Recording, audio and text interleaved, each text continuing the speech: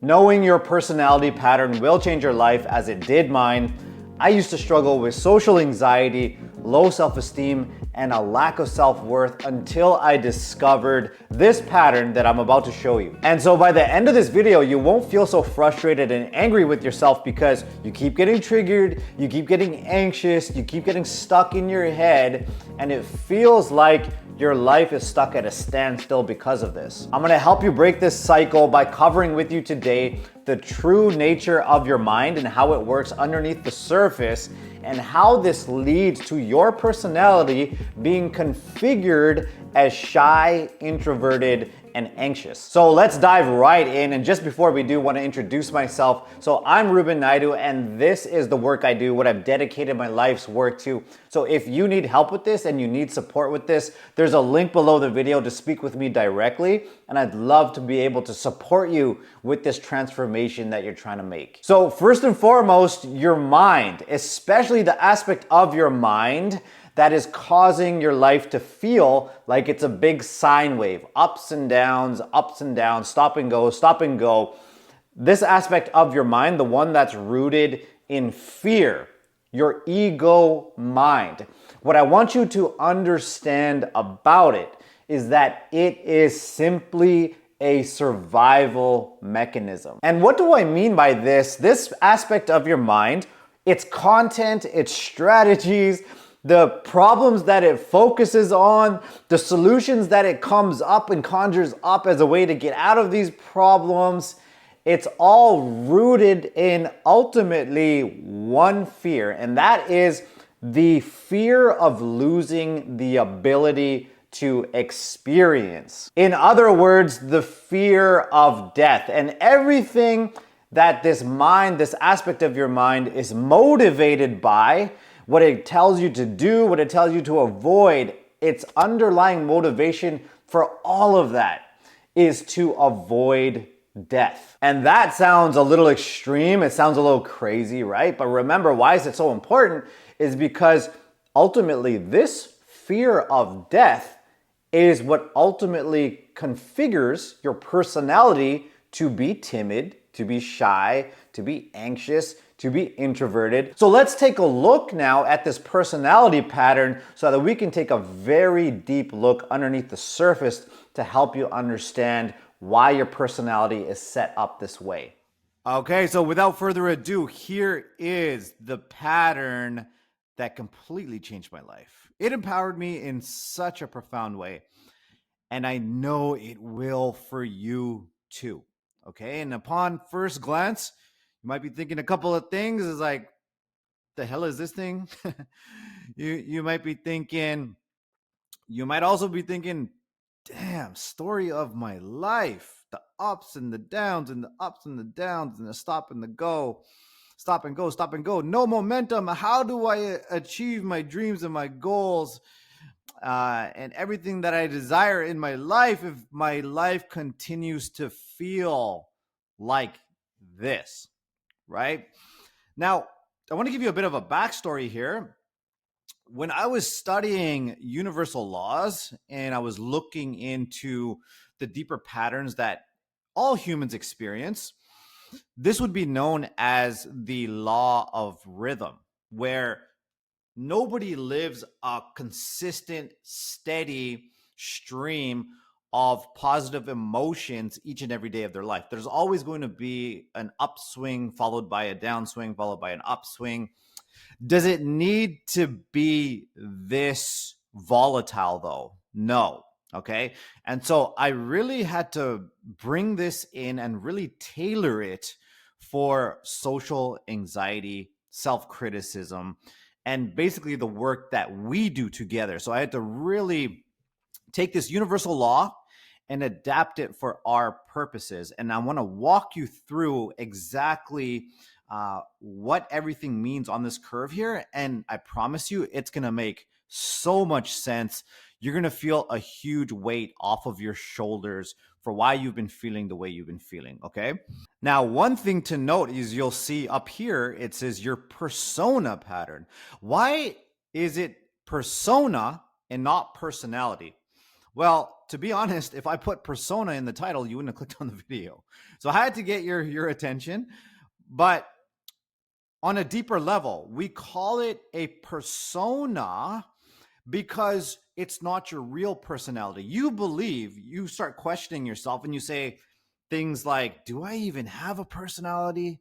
Like, I'm so boring. I'm so uninteresting. I'm so lame. I'm so awkward. These are the things you say to yourself. Why? Because you're identified with your persona. That's not your true personality. Shy, introverted, anxious, not your true personality. It's your persona. It's what you put out into the world. It's this mask that you wear to interact with the people in it. And that's why it feels like there's distance between you and people. You're not really connecting with people. Nobody's really getting to know the real you. Why? Because your persona is running the show. And over here, you'll also see shame cycle. That'll be really self-explanatory in just a bit once I walk you through this pattern. So let's walk you through a typical day or week in the life of you, or we could even say a typical day in the life of the younger version of Rubin that was caught up in this cycle. And so over here on this upswing here, this upslide of the curve, you will see the word desire. What does that mean? Why do I have desire there? Is because desire comes in when you know that you have, for example, a work meeting, a social event, or you're about to meet up with somebody, and right away, you know how it is. You get filled with those feelings of dread, right? You're like, oh, geez, I got the invite. And you start to get anxious. You start to get in your head days before the event or the social situation. And it's really hard to get out, right? Everyone's wondering why the lights are on, but nobody's home there for days before. And oftentimes, what'll happen is because there's so much anxiety, there's so much dread underneath the surface. This is what my students, and this is what I used to do as well, you'll go into desire. So you'll start hyping yourself up. Positive affirmations. I used to pump myself up, right? The law of attraction videos, motivational content, hype music, trying to hype myself up to conquer this social situation that I'm about to get into. Okay? So there's desire is you start fantasizing about the conversations that are going to happen. You might envision yourself in front of the group of people, expressing yourself, being confident, etc., etc. That even used to be me actually in before work meetings. I got to the point where I had to hide out in the bathroom stall doing breathing techniques, affirmations, visualization. So you can see what I mean by desire. Okay. But then what happens is you enter, we're going to keep going up the curve, is you enter the social situation. And what happens? It's the same thing over and over again. You hit this point of overwhelm. You experience the internal war, the internal conflict going on in the inside. Your personality gets completely stolen away, freezing, blanking, inexpressive, people pleasing, timid. Your persona has completely taken over. The desire down here is still a part of your persona, okay? And over here, though, there's a different part of your persona that gets activated depending on the situation at hand. So let me explain this down here. Desire down here, the situation at hand isn't that you're in the group of people, okay? You're anticipating that. So that's the situation at hand. And that's why you're in desire. You're not in the overwhelm yet. At least you're not so connected with what it's going to be like because you're not actually in the social situation. Okay. Now, over here, though, the situation at hand or your external world has shifted. You're now in the social situation. And so, what that means is a different aspect of your persona is going to be activated at that time. You're no longer in desire. right? This is no longer activated. You're in the social situation. Now you're feeling in your head. Now you're feeling overwhelmed over here. And a very important thing here to understand, you might have already noticed this, is that you will see right here, this very straight line here, and it says self-worth. Okay. This is your inherent value as a human being. This is what you were born with. You were born with a soul. You were born with a higher self, with a higher version of you. Okay. That's not your persona. Okay. It's not your persona. It doesn't experience the ups and downs and ups and downs and ups and downs like your persona does. This is the steady value that you have within you, permeating every fiber in your being. Okay. Just because you're not aware of it or connected with it doesn't mean it doesn't exist. So that's a very important thing to understand. And also, I want you to understand this, and it's so important. Okay. I want you to really take this in, is when you're in desire here, okay, when you're in this aspect of your personality and you're having all those visions and fantasies about being socially confident, what you are doing, I want you to really look at the content. Remember, we talked about your mind, all its content, all of its strategies. It's all about survival, okay? But because of the feelings of dread were so overwhelming, your mind started sending you thought forms that were a lot more comfortable. They provided you with a lot more relief in the form of you being socially confident. Okay. But let's take a look at that vision that you're having in your mind where you're performing well, you're saying all the right things, right? Everybody's looking at you and laughing at your jokes, and you have all this approval, and you're in the club, right? You know that vision.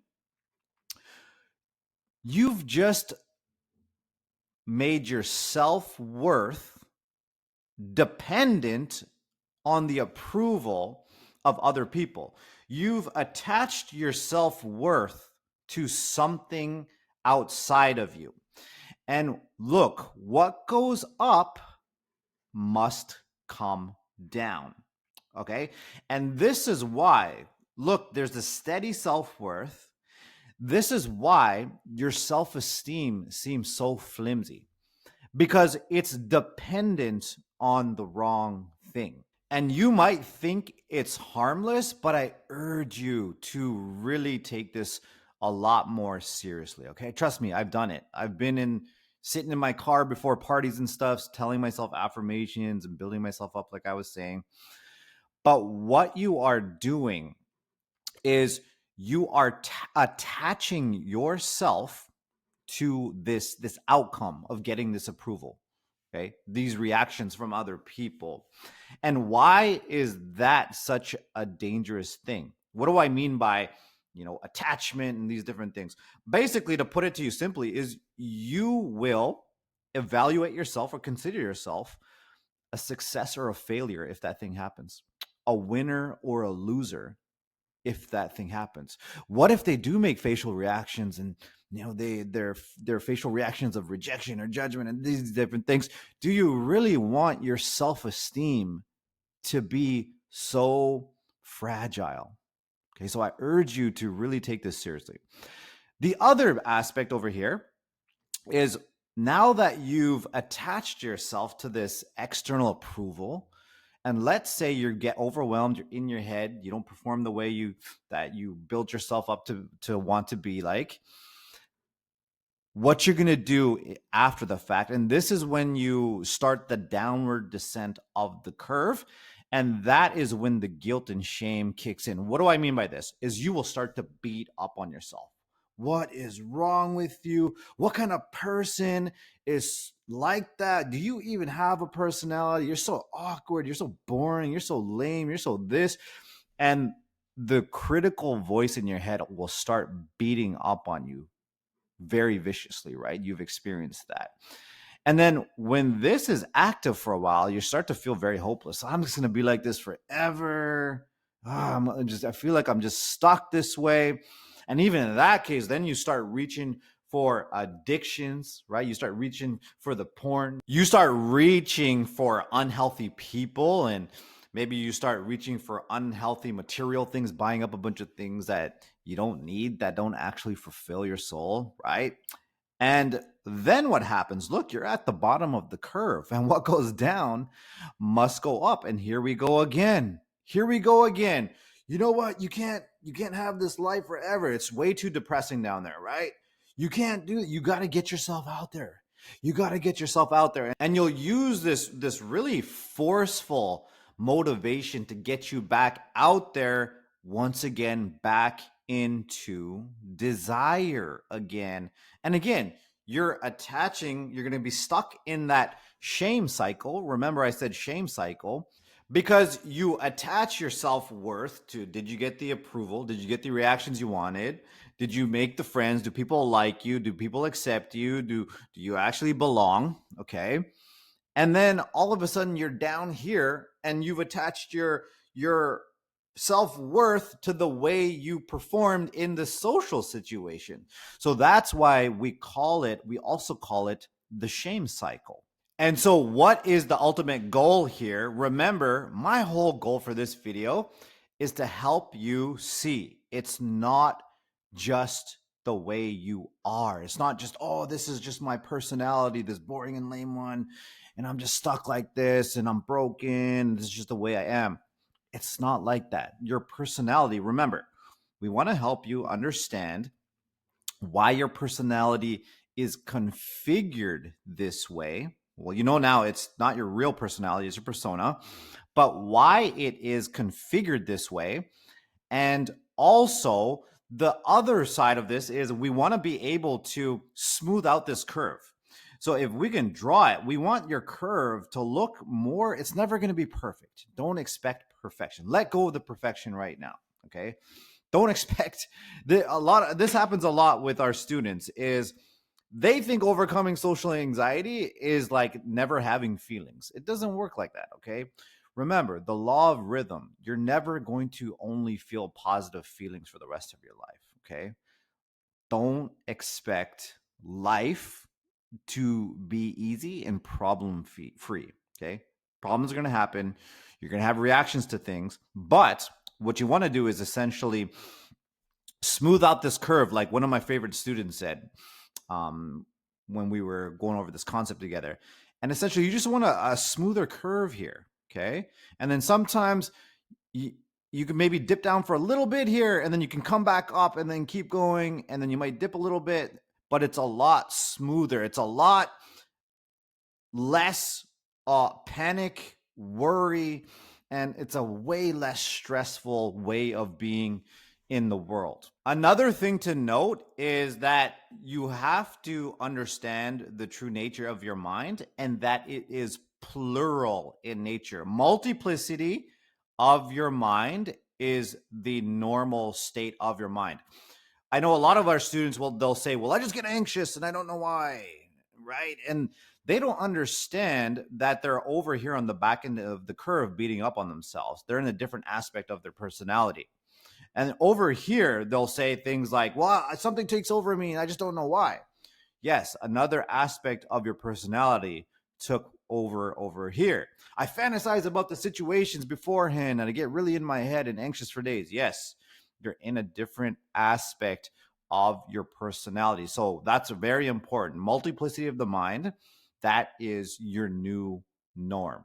Now, to help you understand why your personality shows up a certain way when you're interacting with people and the way it does, we're going to take a look at two aspects of your personality over here. We're going to look at the performer and the critic. I'm going to make this a little bit smaller here.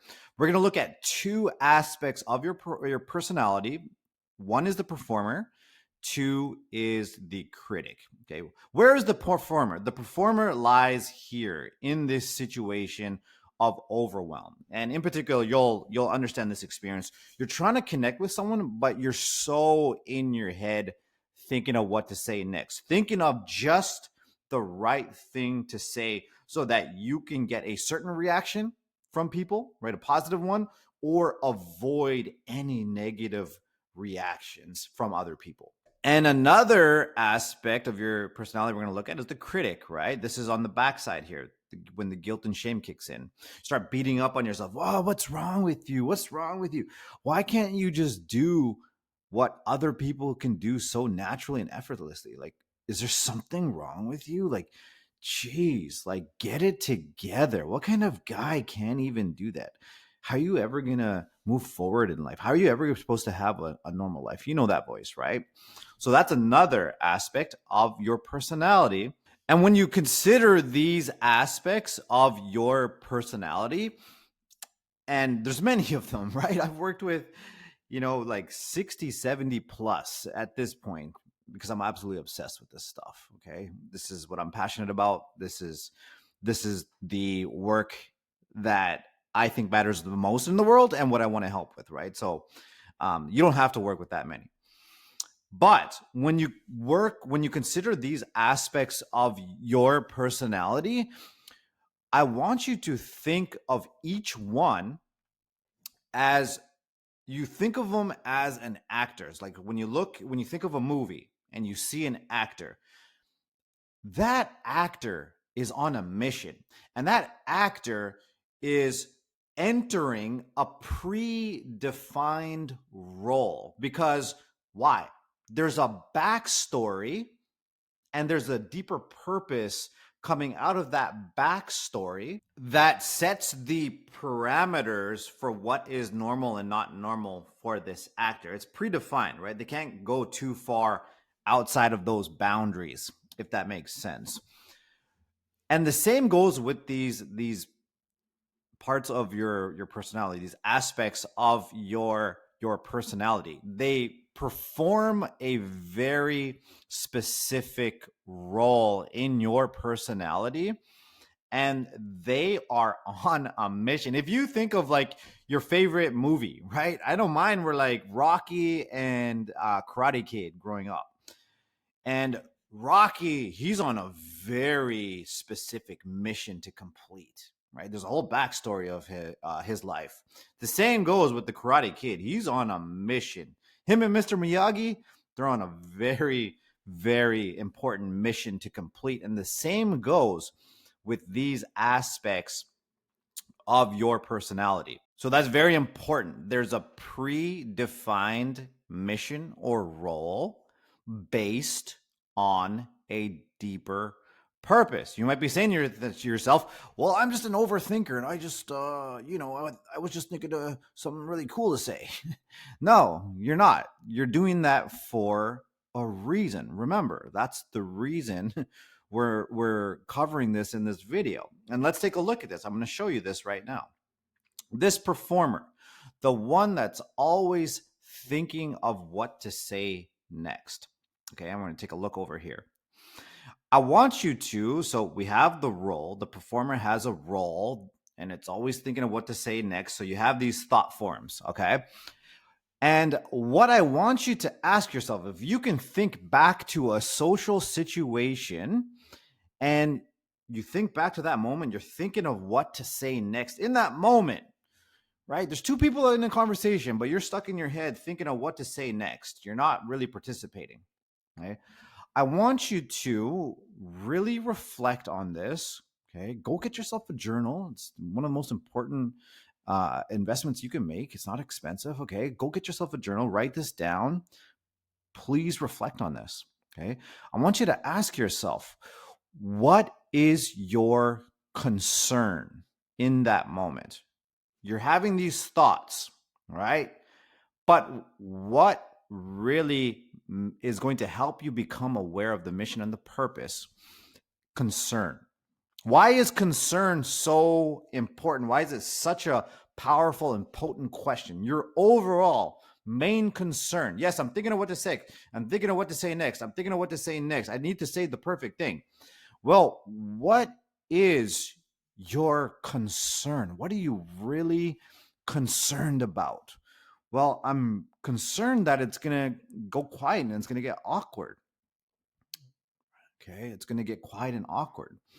Interesting. So this is about things getting awkward. Let's give you another example here. I'm thinking of what to say next. And I gotta fill the space. I gotta fill the space. Well, what's your overall concern? Like, what's your true concern there? Well, if I don't think of what to say next and I don't keep talking, people are gonna start placing me at the center of attention and attacking and humiliating me because I'm going to get singled out. You see, that's a different concern, but you can see there's a true mission here. There's a true mission being played out, and that is to not get humiliated or for things to not get quiet. Let's take this a little deeper. And what you want to do is when you start to get a sense, when you start to get a feel of the concern, what you're going to ask yourself is, what are you afraid? Okay. And I want you to picture that you're asking the performer this question, the performer within you, this aspect of your personality. Really powerful exercise is just picture this performer sitting across from you on the bench, right? Just envision him sitting on a bench across from you. Like, what does he look like? How does he carry himself? What is he feeling? What's he thinking? Okay. And I want you to ask him, what are you afraid would happen? Like, what are you really afraid would happen if things got quiet? Well, if things got quiet and they got awkward, people will not want to hang out with me. So, ooh, okay. So what are you afraid would happen? There's the external event. People will not want to hang out with you. People will reject you, and they won't want to talk to you anymore. Okay, so that's the fear. And what I want you to really understand, though, is the true fear. This is the true fear. That's not actually what you fear. There's a saying, um, David Hawkins, um, he says, he has a very powerful quote in his book, and he says, it's not, I'm totally paraphrasing here, right? But it's something along the lines of, you don't fear life events. Like, you don't fear the events of life. You fear the feelings you will feel when those events happen. That kind of a thing. And it's so true, because fear, what you're actually fearing are your feelings. If nobody wants to hang out with you, or those people, they think you're weird and they don't want to talk to you anymore. Well, what are you afraid you'll feel then? Well, I'm going to feel completely alone in the world again. You hear that again? That word again? I'm going to feel completely rejected, alone, lonely. Okay. And now remember, your mind is a survival mechanism. Okay. So we asked this last question here to bring this home. What's so scary about being alone in the world and lonely? Well, your brain will say to you, you're going to be so lonely and alone that you're going to be so miserable, you're going to die. Remember the survival mechanism. It all comes back to that fear of death. You're going to be so lonely and isolated and miserable, so depressed, you're going to die. And we're going so far beneath the surface because I want you to understand that you're not just thinking of what to say next. And then if you keep just playing on that superficial level, you're going to start identifying with being an overthinker. Well, I'm just an introvert and I just like to think about things and I'm in my head and I just like to think about things a lot before I do them. And that's not the case. You're overthinking, and thinking of what to say next is a mission. And why are you out to set off to complete this mission in such a way that you can't shut it off? Because remember, it serves the deeper purpose to avoid the feelings of abandonment, of being completely alone in the universe, at what your brain has associated with dying. So let's take another example here so you can really grasp this, okay?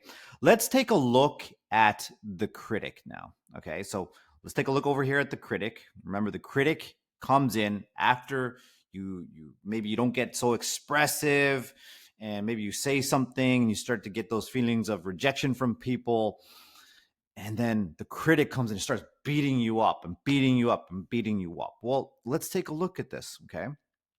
And the critic is saying, what's wrong with you? Why can't you be like other people? Why can't you connect with people? You got to do better, man. You got to do better. Okay. Remember, concern. Those are the thoughts and feelings that are happening. But underneath the signal, what is your main concern? What is the true concern? Picture that critic sitting across from you on a bench. What's his posture like? What's his demeanor? The way he's saying things to you, okay?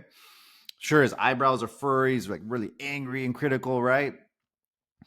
And I want you to ask, ask yourself, what's the main concern? The main concern. What are you really and truly concerned about? Well, if I don't criticize you, then you're not going to get better. You're not going to get better. Like, I have to keep criticizing you to make you improve. Okay, so we got the external thing. It really wants you to improve. And then we want to ask, remember, we want to take this deeper now. Well, what are you afraid would happen if I didn't improve? Like, what are you afraid would happen? If I didn't improve and I didn't, quote unquote, get better, what would happen? And the critic will say something like, well, then it's true then. It's confirmed our biggest fear. It's that we are defective. We are broken.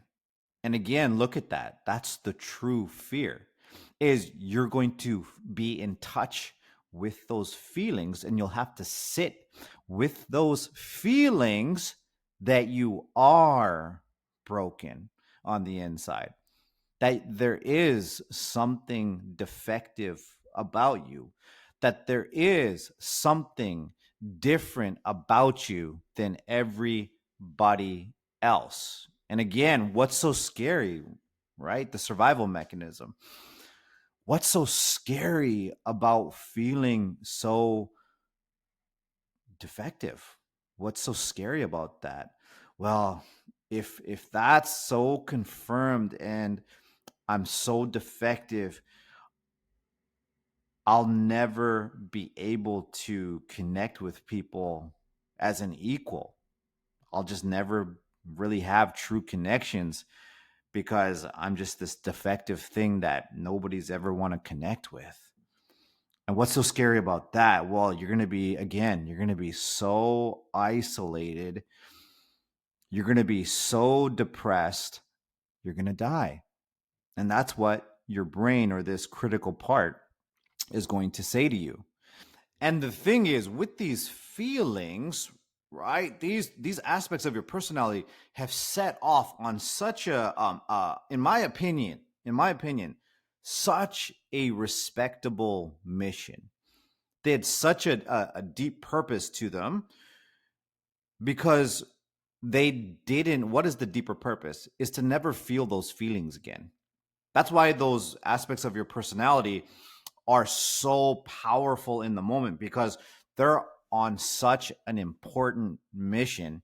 I don't know if I would agree with the strategy, obviously, but they're on such an important mission. Their heart's in the right place, and they don't want you to feel that way again.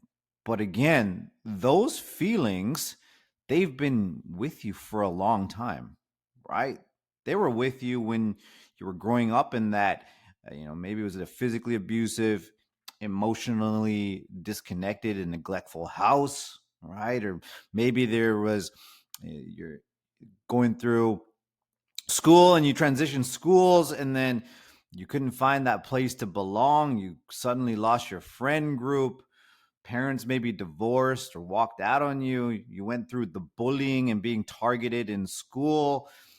And those experiences led to you believing and feeling like you're defective and broken on the inside. There's something wrong with you, or that you're completely different than everybody else, and that you're completely alone in the universe, right? Those feelings have been with you. And they still, I know you have a sense that they're still living within you on a very deep, deep core level. But what I want to ask you is, hypothetically, right? We know now the reason that you're thinking of what to say next, like your life depends on it, and you got to say the right thing in a conversation, and you're in your head overthinking. The reason you're thinking of what to say next is because we know now. So those feelings of abandonment and feelings of being completely alone, the loneliness doesn't come bubbling up to the surface. But what happens if you heal the loneliness that you feel on the inside? Right? You make it so you heal these feelings, the loneliness, the feelings of being completely alone, so they no longer exist within you. Hypothetically, I want to ask you hypothetically, if you can heal those feelings, would you really need to aggressively think of what to say next in a conversation? No, right? Would your personality be configured as the person that's always in their head and overthinking? No, wouldn't. Right? If you could heal the feelings of being broken on the inside, you feel broken, you feel defective on the inside. If you could heal those feelings, make it so they're not there, right? I want to ask you hypothetically, would you really need to beat up on yourself to improve constantly? Right? Those feelings aren't there. There's nothing wrong with you. You don't feel like there's anything wrong with you. How much would you need to beat up on yourself to improve and do better? Right? Would you really have that personality walking around like you can't even look at people in the face? Your posture's all down because you actually feel ashamed of yourself? Would you really carry and conduct yourself that way? Would your personality be configured that way? No, you wouldn't. I know that because this is how I went from testing on the Myers Briggs test from 67% introverted to 58% extroverted. When my workplace and different therapists were trying to tell me that you're an introvert and you need to play to your introvert strengths, right? We all seen that lame TED talk, all that introvert pride, right? But if you have a deep sense that that's not your true personality, right, then it's not. If you have that deep knowing on the inside, I really hope that this is helping you see it's just the way your personality has been configured because of the way you've had to adapt to your life experiences. So it's very important that you heal the underlying feelings that you're carrying with you from your past. Because think about it. Let's say you're in a conversation and you're not thinking of what to say next. What space does that open up for you? So you're not thinking of what to say next because you're not terrified of feeling those feelings of rejection and abandonment. So you're not thinking of what to say next. You're comfortable with silence, right? So how does your personality shift? Well, is you move forward with more intuition. You're comfortable with silence. You can see people as they are, not how you project them to be. And you can form deeper connections. You intuitively know how to connect with people. On the critical side, right? You don't feel like there's anything wrong with you. It's not something you believe about yourself. It's not inside your being anymore.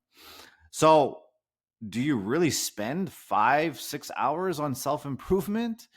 Or do you start beating up on yourself that you need to do better and you need to do this and you need to do that? What space opens up there? Instead of trying to beat up on yourself so that you can fit in and conform to people, well, space is going to open up so you can gravitate towards people you actually want to hang out with and doing things that you actually want to do in life and actually enjoying yourself, not doing all this self improvement as a chore. So you're going to experience more fun, more joy, and more connection in your life. So I really hope this video has helped you look beneath that superficial layer. You're not just thinking of what to say next, and you're not just beating up on yourself for no reason. There's a much deeper purpose. Okay. And when that purpose to never feel that way again, it's no longer there, your purpose can shift and your personality will completely transform, as did mine, as have my students. That Myers Briggs test, I haven't even taken it in about 4 or 5 years because it's so meaningless. It puts you in a box.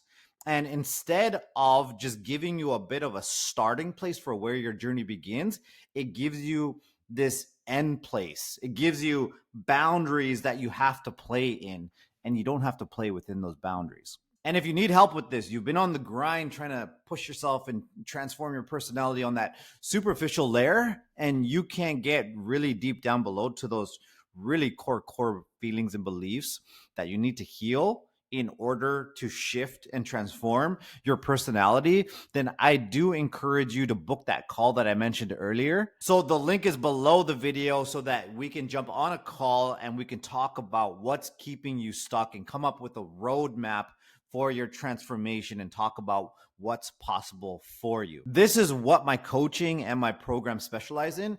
It's helping individuals go from being extremely frustrated and angry with themselves because they keep getting inexpressive, anxious in their head, and timid when speaking to people. And I help them transform into somebody that they're proud to see in the mirror because they can express themselves confidently, assertively, and authentically by reducing that social anxiety and increasing their self-esteem and feelings of self-worth. So if that sounds like you, I'd love to be able to speak to you and chat together about what's possible for you. Again, link is below the video, and I really hope you found this video helpful. I hope you found so much clarity. You've gained so much clarity by looking at this curve over here that completely changed my life. I hope it's life-changing for you.